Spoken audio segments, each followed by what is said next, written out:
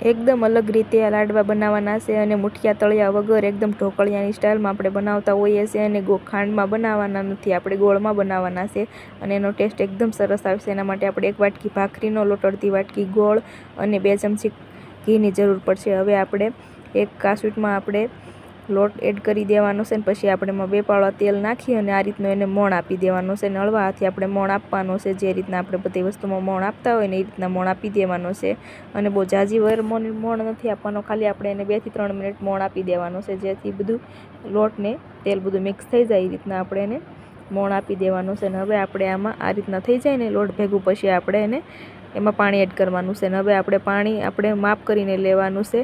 हवे आपणे आमां गरम पाणी में लीधुं छे, बहु गरम नहीं, आपणे जेटली आंगળી जाय एटલું गरम पाणी लेवानुं छे। हवे आपणे थोडुं थोडुं नाखતું રહેવાનું છે અને આપણે એને લોટને બાંધવાનો નથી, ખાલી આપણે આ લોટને બધો ભેગો થઈ જાય ને મિક્સ થઈ જાય ને હાથમાં મુઠિયા પડે એ રીતનો આપણે આને લોટ બાંધવાનો છે।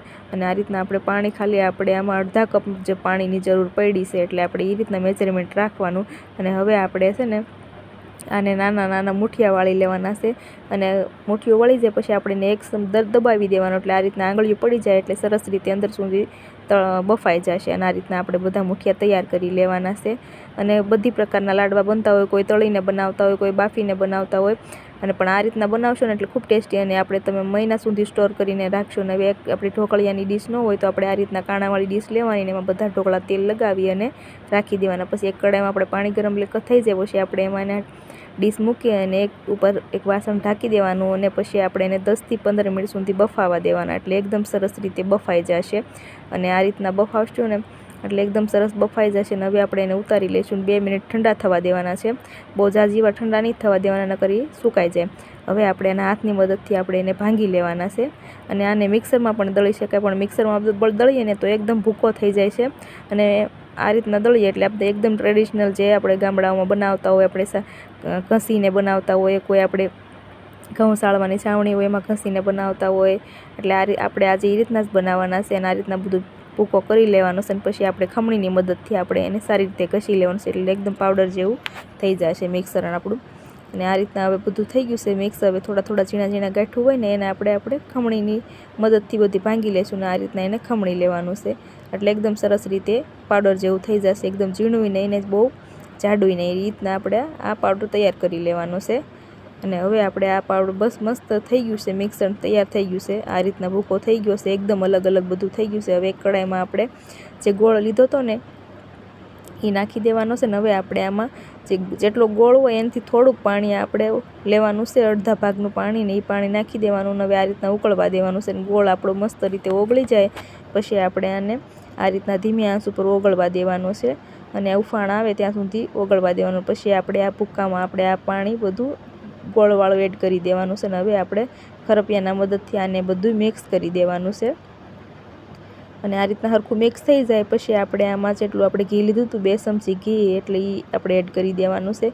અને આમાં ઝાઝા ઘીની જરૂર નથી પડતી, ખાલી આપણે 2 થી 3 ચમચીની ઘીની જરૂરત પડે છે। અને આ રીતના હવે આપણે હાથના મદદથી બધું મિક્સ કરી દેવાનું છે અને બચેલું ઘી આપણે એમાં એડ કરી દઈશું। અને હવે આપણે આના હાથના મદદથી આપણે આને બધું મિક્સ કરી દેવાનું છે। આમાં તમારે જે ડ્રાયફ્રૂટ નાખવા હોય તે નાખી શકો, પણ સાદા અને સિમ્પલ જ બહુ મસ્ત લાગે છે। અને હવે આપણે આને હળવા હાથે આપણે લાડવા વાળી લેવાના છે અને આને ઝાઝી વાર નથી લાગતી, આપણે અડધી કલાકમાં તો લાડવા બનીને તૈયાર થઈ જાય છે। અને એક વાટકી લાડવા તમે 7 થી 8, 9, 10 લાડવા બનાવી શકો, નાની સાઇઝના બનાવશો એટલે 10 લાડવા તૈયાર થઈ જશે। હવે આ રીતના મેં લાડવા બધા વાળી લીધા છે અને પછી આપણે આમાં ઉપરથી ખસખસ નાખવાના છે, આમાં તમારે દ્રાક્ષ નાખવી હોય તો એ નાખી શકાય।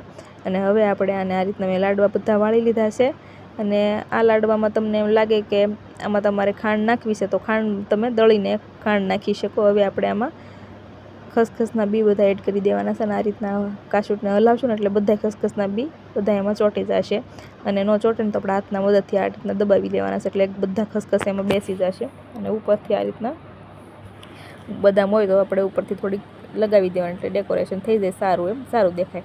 અને હવે આપણે એક ડીશમાં હું તમને બતાવી દઉં કે કઈ રીતના લાડવા આપણા બન્યા છે, અને ઓછા ખર્ચમાં ઝાઝી મહેનત વગર અને ફટાફટ બની જતા એવા લાડવા। અને આ લાડવાને તમે મહિના સુધી પણ સ્ટોર કરીને રાખી શકો, આ બગડતા નથી અને ખાવામાં પણ ખૂબ જ ટેસ્ટી, જેને ડાયાબિટીસ હોય એના માટે આ લાડવા ખૂબ જ સરસ, કારણ કે ગોળવાળા બનાવ્યા છે।